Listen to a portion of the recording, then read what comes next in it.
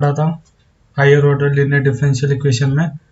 ठीक है, last time जो पढ़ा था उसके आगे से अभी कंटिन्यू करेंगे। ठीक है, एक बार सब लोग रिवाइज कर लेंगे ये लेक्चर अटेंड करने से पहले, क्योंकि मैं उसके आगे से कंटिन्यू करने वाला हूँ। ठीक है, लेट्स स्टार्ट। लास्ट टाइम मैं बताया रहूँगा तुम लोग को F of D into Y equals to Q of X. यहाँ तक इक्वेशन, यहाँ तक मैंने बता दिया था कैसे ये आया था। ठीक है, इसके आगे पढ़ रहे हैं। और ये भी लास्ट टाइम में जाते टाइम ये बता दिया था कि जनरल सॉल्यूशन क्या होता है। जनरल सॉल्यूशन जो होता है वो कॉम्प्लीमेंट्री फंक्शन होता है। कॉम्प्लीमेंट्री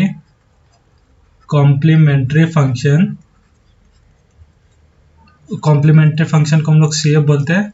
और कॉम्प्लीमेंट्री फंक्शन प्लस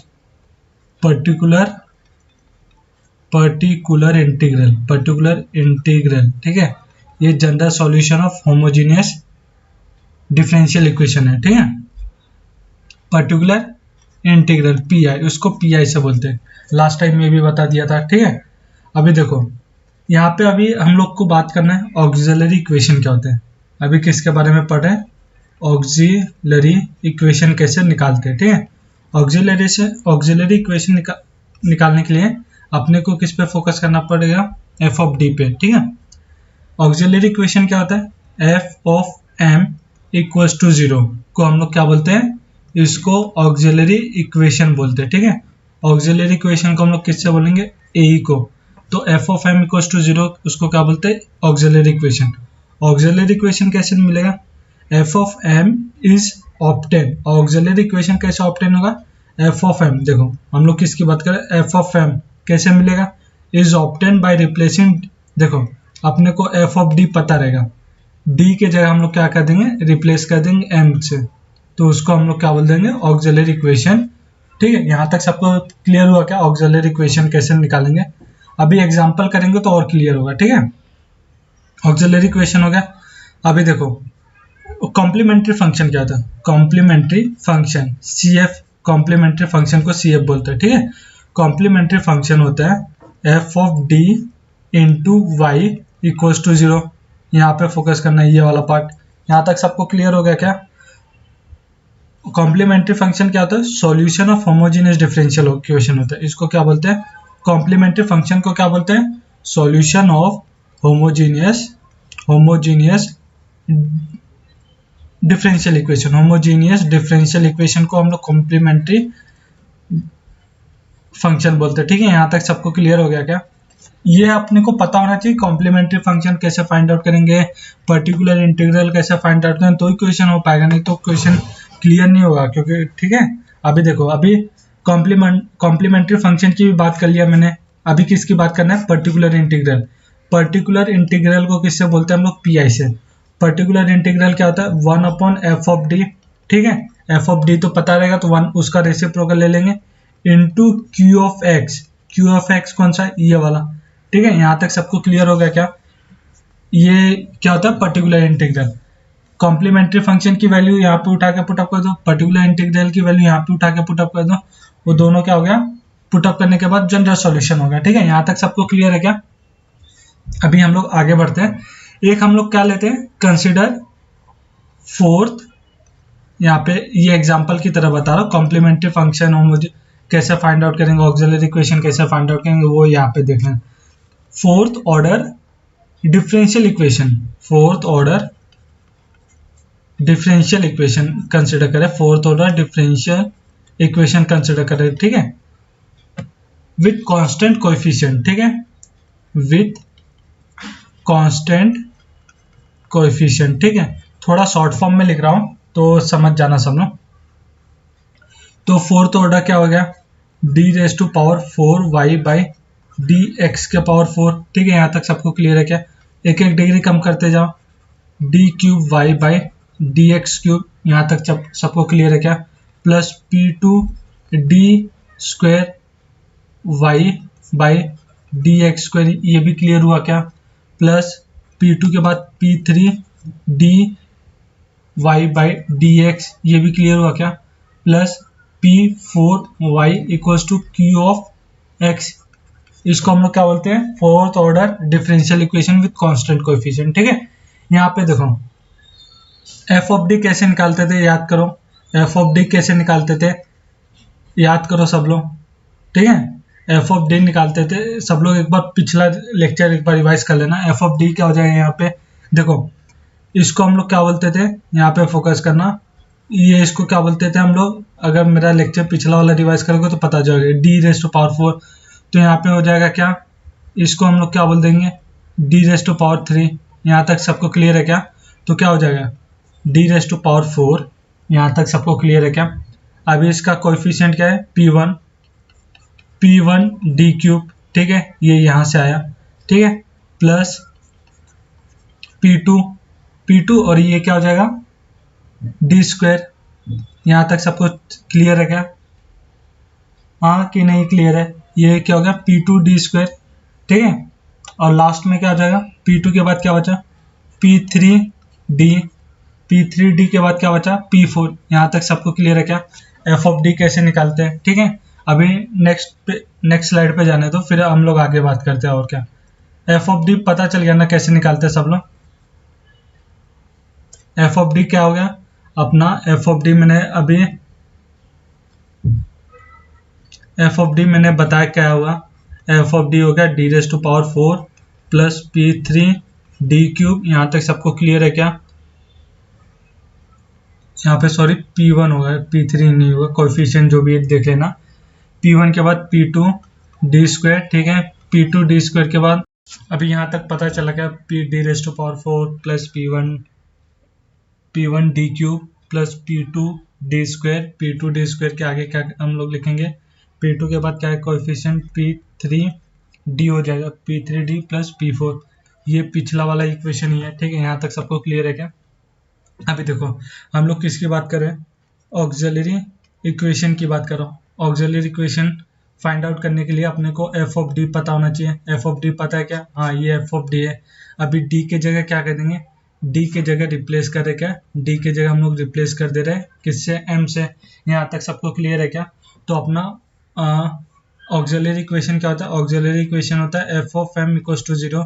तो ऑक्सिलरी इक्वेशन क्या हो गया यहाँ पे, यहाँ से बता सकते हो क्या, डी की जगह एम से रिप्लेस कर रहे हैं ना, तो क्या हो जाएगा M raise to power 4 plus P1 M cube plus P2 M square plus P3 M plus P4। इसको किससे करना है, इक्वेट कर देना है 0 से। ठीक है, इसी को तो ऑक्सिलरी इक्वेशन बोलते हैं। तो वही किया, यहाँ तक सबको क्लियर है क्या। अभी देखो ये कितना है, डिग्री क्या है इसका, डिग्री है 4। तो इसके कितने रूट्स हो गए, इसके 4 रूट्स हो जाएंगे। कितने रूट्स, 4 रूट। यहाँ तक सबको क्लियर है क्या, 4 रूट्स हो जाएंगे। ठीक है, यहाँ तक सबको क्लियर है। रूट क्या बोल दे रहा हूँ, चलो रूट्स का नाम क्या बोल दे रहा हूँ इसका, M1 M2 M3 और M4। अभी तुम लोग के दिमाग में आ रहा होगा सर इसका रूट्स रियल भी हो सकता है, डिस्टिंक्ट भी हो सकता है, इक्वल भी हो सकता है, इमेजिनरी भी हो सकता है। सभी केसेस यहाँ पे कंसीडर करूंगा, तुम लोग का सब डाउट क्लियर हो जाएगा। ठीक है, यहाँ तक सबको क्लियर हुआ क्या है, F of M equals to 0 के roots M1 M2 M3 M4। यहाँ तक सबको क्लियर है क्या। अभी देखो यहाँ तक सबको क्लियर हो गया। ठीक है, ऑक्सिलरी इक्वेशन कैसे निकालते हैं, ये पॉइंट क्लियर हुआ कि नहीं सबको। अभी देखो पर्टिकुलर इंटीग्रल क्या होगा, पर्टिकुलर इंटीग्रल हो जाएगा अपना, उसको मैं क्या बोला था, F of D into Q of X. ठीक है, एफ ऑफ डी पता है, ये वाला उठा के इधर रख देंगे, इंटू क्यू ऑफ एक्स जो राइट हैंड साइड में दिया रहेगा उधर पुट अप करके मल्टीप्लाई कर दो, वहां से हो जाएगा। ठीक है, यहाँ तक सबको क्लियर हुआ क्या। अभी देखो कॉम्प्लीमेंट्री फंक्शन क्या हो गया, देखो ऑक्सिलरी इक्वेशन से का रूट क्या हो गया, ये ऑक्सिलरी इक्वेशन का रूट्स हो गया। ठीक है, ये ऑक्सिलरी इक्वेशन का रूट्स हो गया। अभी मैं क्या बताया था, ऑक्सिलरी इक्वेशन का रूट्स पता है तो हम लोग को कॉम्प्लीमेंट्री फंक्शन फाइंड आउट करना था। कॉम्प्लीमेंट्री फंक्शन हो जाएगा, देखो C1 e के power M1 x plus C2 e के पावर M3 x सॉरी यहाँ पे क्या हो जाएगा, यहाँ पे हो जाएगा सबको क्लियर हो रहा है क्या, C1 e के power M1 x plus C2 e के power M2 x plus C3 e के power M3 x plus C4 ई के पावर M4x, ये सबको क्लियर है क्या? कॉम्प्लीमेंट्री फंक्शन कैसे हो गया? देखो, कॉम्प्लीमेंट्री फंक्शन फाइंड आउट करने के लिए अपने पहले ऑक्सिलरी इक्वेशन का रूट्स निकाल लेंगे, फिर क्या होगा, C1 कांस्टेंट, ये C2 ये सब कांस्टेंट है, ठीक है। M1 क्या रूट्स है, रूट्स के पावर कर देंगे, ठीक है। ये कब होगा, ये हम लोग केस 1 डिस्कस कर रहे हैं। ये क्या, उसको क्या क्या बोलते हैं, केस 1। केस 1 में क्या बोल रहे हैं, रूट्स ऑफ ऑक्सिलरी इक्वेशन, जो रूट्स ऑफ ऑक्सिलरी इक्वेशन है, ऑक्सिलरी इक्वेशन कौन सा, इसको जब भी सॉल्व करोगे, ये क्या हो गया अपना ऑक्सिलरी इक्वेशन, ठीक है। यहाँ तक सबको क्लियर है। इसको हम लोग क्या बोलते हैं, ऑक्सिलरी इक्वेशन, ठीक है। इसके जो रूट्स हैं, पहला केस डिस्कस करते हैं। Roots of auxiliary equation are real, real होने चाहिए, और क्या होने चाहिए, एंड डिस्टिंक्ट, क्या होने चाहिए, डिस्टिंक्ट, ठीक है। ये पहला केस डिस्कस कर लिया, जिसमें क्या होता है, that is real and distinct, मतलब क्या, M1 not equals to M2 not equals to M3 not equals to M4, ठीक है। अभी एग्जाम्पल करेंगे तो और अच्छे से क्लियर होगा, ठीक है। ये पहला केस हो गया, ठीक है। अभी इसमें दूसरा केस भी बता रहा हूँ, थोड़ा तीसरा केस भी बता रहा हूँ, ठीक है। अभी let me move to the next slide, then you are discussing further, ठीक है।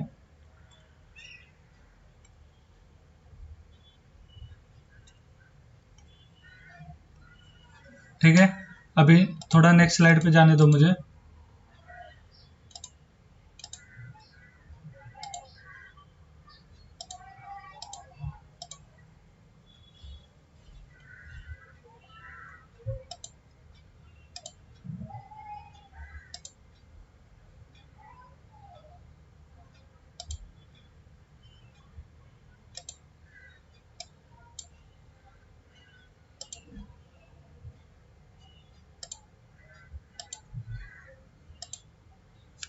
ठीक है, सॉरी, थोड़ा स्लाइड चेंज करने में प्रॉब्लम हो गया था।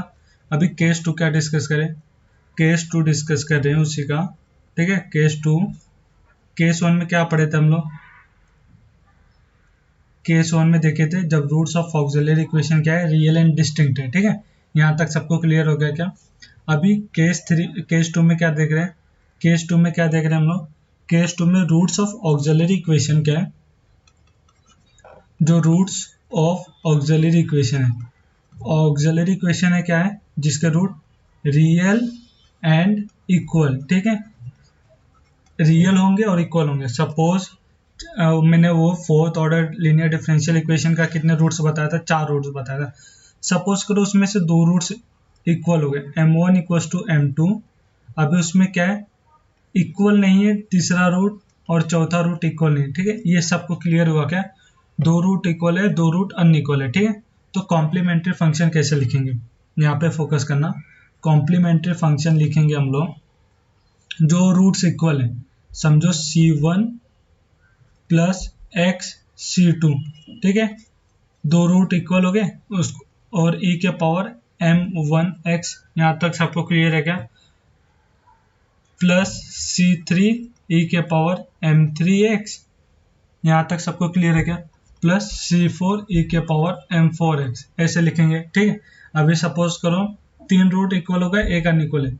Suppose M1 equals to M2 equals to M3, 3 root equal है और चौथा अनइक्वल है, ठीक है। इसमें कॉम्प्लीमेंट्री फंक्शन कैसे लिखेंगे, देखो, C1 plus X C2 plus x square C3, यहाँ तक सबको क्लियर है क्या, इसके पावर e के पावर M1x, यहाँ तक सबको क्लियर हुआ क्या, C1 plus X C2 plus X square C3 e के power M1x plus C4 e के पावर M4x, यहाँ तक सबको क्लियर हुआ क्या, कैसे लिख रहे हैं। अभी थोड़ा ये समझ लो, फिर उसके बाद जब एग्जाम्पल करेंगे ना, तुम लोग का सब डाउट क्लियर हो जाएगा, ठीक है। अभी देखो, चौथा केस क्या है, चारों रूट्स इक्वल हो जाए, M1 equals to M2 equals to M3 equals to M4। इसमें कॉम्प्लीमेंट्री फंक्शन कैसे लिखेंगे, C1 plus X C2 plus X square C3 plus X cube C4, C1 C2 C3 C4 सब constant है, ठीक है। e के पावर क्या हो जाएगा, M1x ठीक है, यहाँ तक सबको क्लियर हुआ क्या? ये तीनों पार्ट क्लियर हो गया क्या सबको? अभी देखो, अभी नेक्स्ट केस डिस्कस करें, डेट इज केस नंबर 3। ठीक है, मैंने क्या बताया था, देखो वो जो पावर डिग्री 4 था उसके रूट्स इक्वल भी हो सकते हैं, डिस्टिंक्ट भी हो सकते हैं। ठीक है, और तीसरा केस में क्या है, roots of auxiliary equation are complex conjugate. तीसरा क्या है, वो रूट्स जो है, रूट्स ऑफ ऑक्सिलरी इक्वेशन, जो ऑक्सिलरी इक्वेशन के रूट्स आ रहे हैं वो क्या है, कॉम्प्लेक्स कॉन्जुगेट है। क्या है, कॉम्प्लेक्स कॉन्जुगेट। ठीक है, कॉन्जुगेट है। ठीक है, तो उसमें क्या है देख लेते हैं। सपोज m1 क्या है अपना, अल्फा प्लस आयोटा बीटा। ठीक है, ये सबको क्लियर हुआ क्या? m2 क्या हो गया, दूसरा रूट मैंने सॉल्व किया वो डिग्री 4 को, तो मुझे रूट्स आया अल्फा माइनस आयोटा बीटा। ठीक है, यहाँ तक सबको क्लियर है क्या? और m3 एंड m4 क्या है, डिस्टिंक्ट है। सपोज m3 एक रूट हो गया, m4 है उसके बारे में पता नहीं। ठीक है, तो अपना कॉम्प्लीमेंट्री फंक्शन कैसे लिखेंगे? ठीक है, यहाँ पे फोकस करना। e के पावर अल्फा एक्स, यहाँ से देखो अल्फा आ गया, अल्फा एक्स ब्रैकेट में क्या हो जाएगा, c1 cos of beta x, clear हो रहा है क्या? c2 sign of beta x, यहाँ तक सबको क्लियर है क्या? प्लस लिख देंगे c1 c2 हो गया, c3 e के power m3x plus c4 e के पावर m4x। यहाँ तक सबको क्लियर हुआ क्या? कोई डाउट? कोई डाउट नहीं होना चाहिए। जब ये रूट्स ऑफ, तीसरा केस डिस्कस करें, रूट्स ऑफ ऑक्सिलरी इक्वेशन और कॉम्प्लेक्स कॉन्जुगेट है, तो उसके इसमें कॉम्प्लीमेंट्री फंक्शन कैसे लिखते हैं वो सब बता दिया। ठीक है, अभी नेक्स्ट स्लाइड पे जा रहे हैं। ठीक है, नेक्स्ट स्लाइड पे देखते हैं क्या डिस्कस करने वाले हैं हम लोग। नेक्स्ट स्लाइड पे इसका ही सब पार्ट डिस्कस करने वाले केस।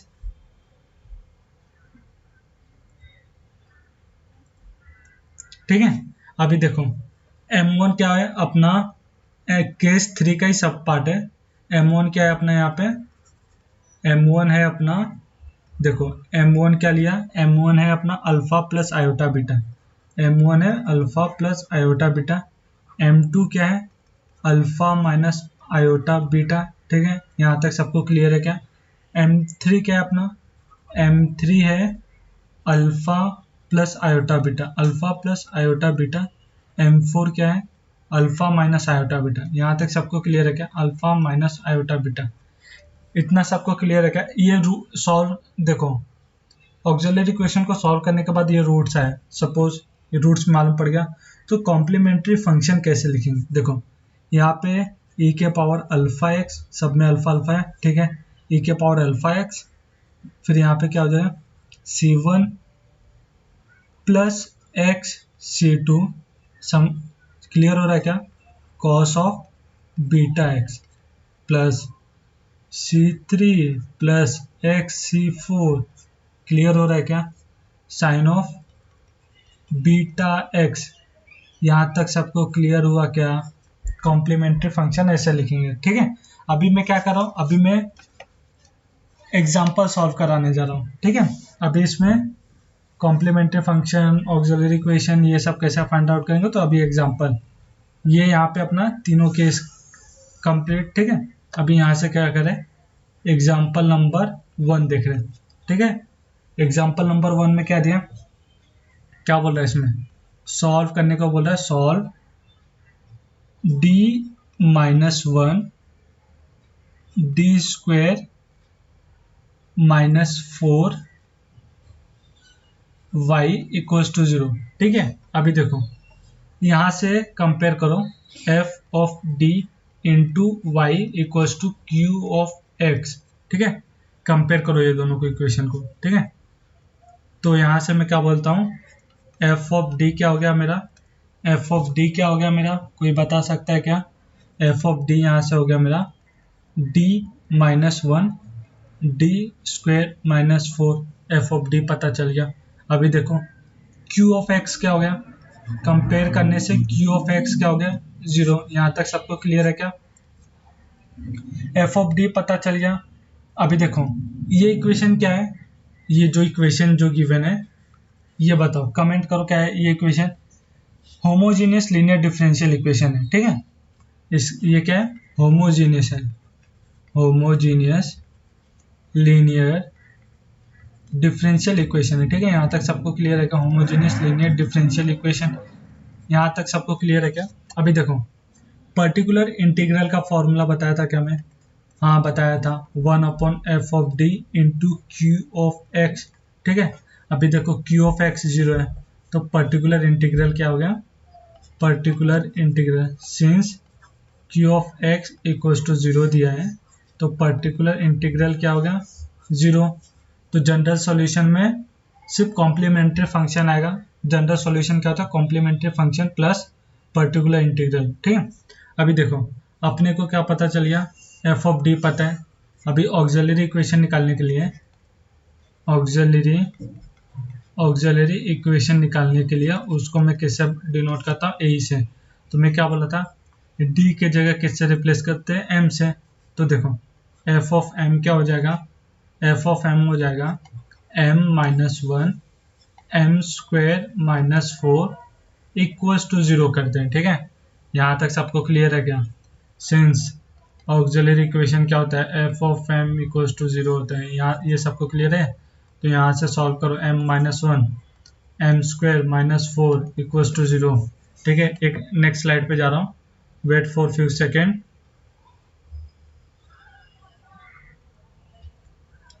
ठीक है।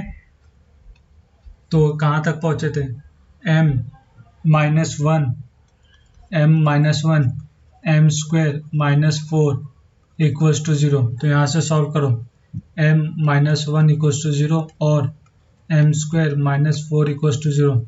सिंस a² - b² क्या होता है, a plus B, a minus B, ठीक है। तो इसको क्या लिख दूंगा, m-2 m+2 इक्वल्स टू 0। इधर से m की वैल्यू 1, एक रूट ये हो गया, इधर से m की वैल्यू 2 और m की वैल्यू -2, ठीक है। तो m1 क्या हो गया, तीनों रूट देखो क्या है, ये कौन सा केस हो गया, इसमें क्या है, केस 1, ये किसके अंडर लाई करेगा, ये केस 1 के अंडर लाई करेगा। क्यों केस 1 के अंडर लाई करेगा, क्योंकि देखो रूट्स क्या है, रूट्स है रियल तो है ही है विथ डिस्टिंक्ट, ठीक है। तो यहाँ पे देखो m1 अगर 1 लिया तो m2 क्या हो जाएगा 2, m3 क्या हो जाएगा -2, ठीक है। यहाँ तक सबको क्लियर हुआ क्या, कोई डाउट नहीं।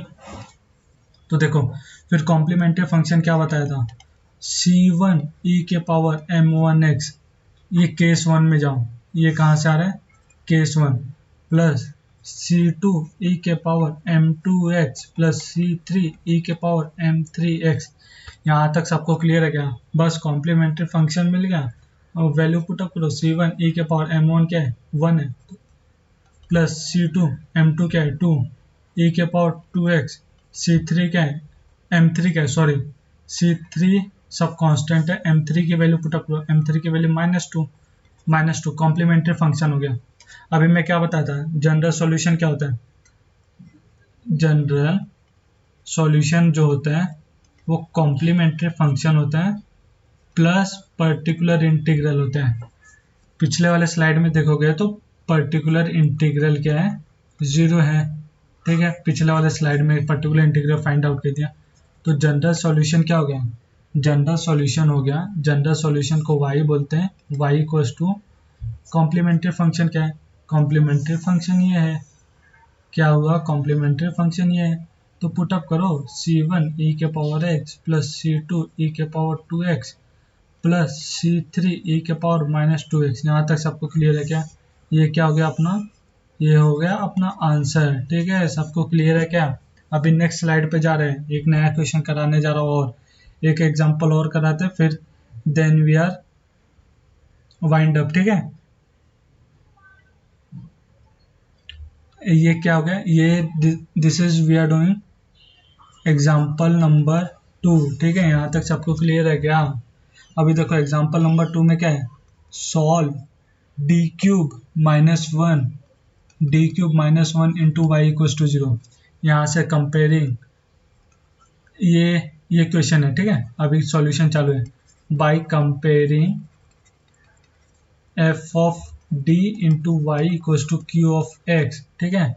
तो we can say Q of X क्या हो गया 0, ठीक है। क्यू ऑफ एक्स 0 है तो यहाँ से मैं बोल सकता हूँ पर्टिकुलर इंटीग्रल क्या होता है 1/f of D into Q of x. तो यहाँ से मैं क्या बोल रहा हूँ पर्टिकुलर इंटीग्रल की वैल्यू 0 हो गई, ठीक है। यहाँ तक सबको क्लियर है क्या? जनरल सॉल्यूशन क्या हो जाएगा? General solution equals to complementary function हो जाएगा। यहाँ तक सबको क्लियर है क्या?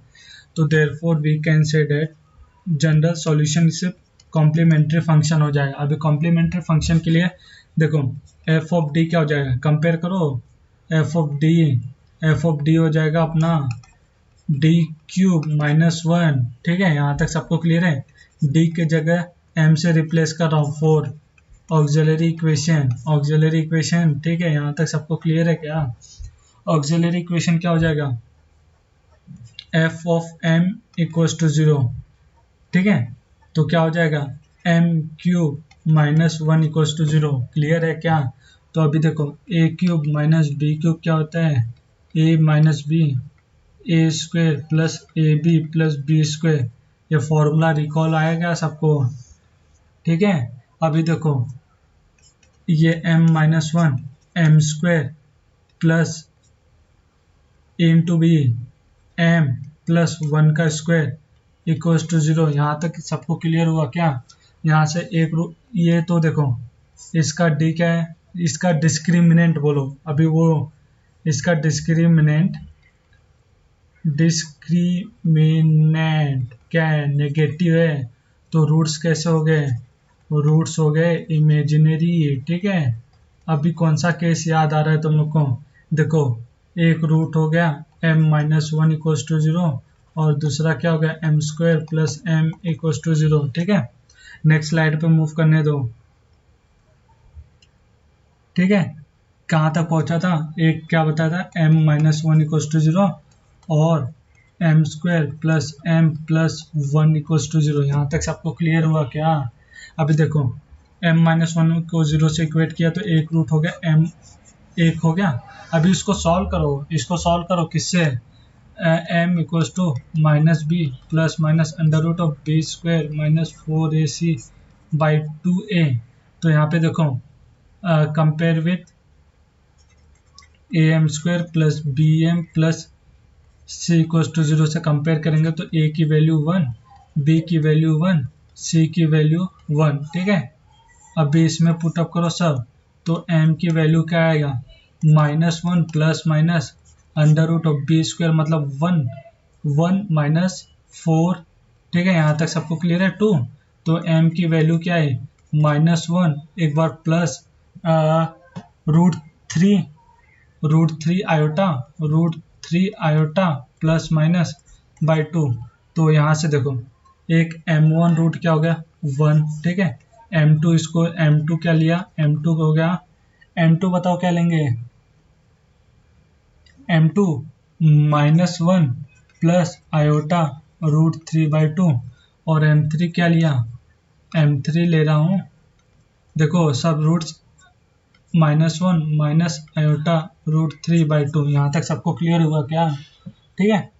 कॉम्प्लेक्स कॉन्जुगेट रूट है, ठीक है। अभी ये कौन सा केस हो गया कॉम्प्लेक्स कॉन्जुगेट वाला केस 2 रिफर करो। तो जनरल सॉल्यूशन क्या हो गया पहले कॉम्प्लीमेंट्री फंक्शन फाइंड आउट कर ले। कॉम्प्लीमेंट्री फंक्शन हो गया c1 e के पावर m1x, ठीक है। यहाँ तक सबको क्लियर हुआ क्या? ये क्लियर है कि नहीं क्लियर है? तभी आगे बढ़ूंगा, नहीं तो बोलना मत मैं कोई पार्ट क्लियर नहीं हो रहा है, ठीक है। प्लस यहाँ पे देखो जनरल सॉल्यूशन क्या हो जाएगा e के पावर अल्फा एक्स, ठीक है। c1 cos of c1 use हो गया तो c2 cos of beta X, ठीक है, plus c3 sine of beta X, ठीक है। यहाँ तक सबको क्लियर हुआ क्या?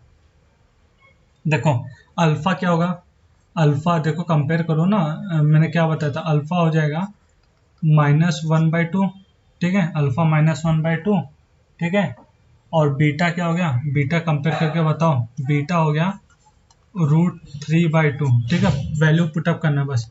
C1 क्या हो गया, C1 e के पावर m1 की वैल्यू 1 प्लस e के पावर यहाँ पे अल्फा x, e के पावर अल्फा क्या है, अल्फा की वैल्यू -1/2 तो -x/2, ठीक है। C2 cos of beta x, beta की वैल्यू पता है क्या, बीटा की वैल्यू पता है अपने को √3/2 cos ऑफ √3/2x, ठीक है। यहाँ तक सबको क्लियर है। Plus C3 sine of beta की वैल्यू √3/2x, यहाँ तक सबको क्लियर होगा क्या। ये अपना क्या हो गया, ये अपना हो गया अपना, सॉरी ये अपना हो गया कॉम्प्लीमेंट्री फंक्शन। अभी देखो कॉम्प्लीमेंट्री फंक्शन मिल गया, कॉम्प्लीमेंट्री फंक्शन मैंने फाइंड आउट कर लिया, क्या हुआ C1 e के पावर x प्लस e के पावर -x/2, ठीक है। यहाँ तक सबको क्लियर है। C2 cos of √3/2x plus C3 sine of √3/2x, ठीक है। यहाँ तक सबको क्लियर है। तो जनरल सॉल्यूशन क्या हो गया, general solution equals to y equals to complementary function. तो देयरफॉर y इक्वल्स टू ये, ठीक है, अपना कॉम्प्लीमेंट्री फंक्शन C1 e के पावर x e के power -x/2 C2 cos of √3/2x plus C3 √3/2x, ठीक है। ये अपना क्या हो गया आंसर, ठीक है। ये बहुत ज़्यादा डिटेल में चले गया था, ठीक है। अभी नेक्स्ट टाइम से जो क्वाड्रेटिक बाय क्वाड्रेटिक है उसके रूट्स सब लोग डायरेक्टली निकाल के दूंगा, ठीक है। इसमें मैंने रूट्स बताया कैसे सॉल्व करते हैं सब कुछ, तो नेक्स्ट एग्जांपल से रूट डायरेक्टली सॉल्व करूंगा, ठीक है। Thank you.